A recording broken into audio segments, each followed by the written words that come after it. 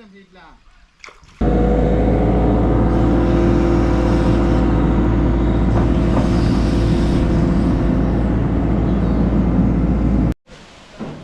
பக்கெட்டில் கொண்டு வந்த ஷீட்டை இப்படி டிப்பருக்கு மேலே தூக்கி வச்சிட்டோம்னா அவங்க ஒவ்வொரு ஷீட்டாக எடுத்து உள்ளே அடுக்கி வச்சுருவாங்க. ஏன்னா ஷீட்டு வந்து கீழேருந்து தூக்கி மேலே ஏற்றி அடுக்கிறது கொஞ்சம் கஷ்டமாக இருக்கும். அதனால் நம்ம எக்ஸ்கவேட்டரில் வச்சு இப்படி பண்ணுறோம் கைஸ். இந்த வீடியோ பார்த்தீங்கன்னா அந்த இருக்கிற எல்லா மண்ணையுமே நம்ம கிளியர் பண்ணி கரை போட்டுருக்கோம் கைஸ். அதுதான் பார்த்தீங்கன்னா கட்டடம். அந்த கட்டடத்தில் பார்த்தீங்கன்னா இன்னும் வந்து சின்ன சின்ன வேலை இருக்குது. அதாவது அந்த சேறு சகதியெல்லாம் கட்டடத்தில் ஒட்டியிருக்கு இல்லையா, அதெல்லாம் க்ளீன் பண்ணிடுவாங்க.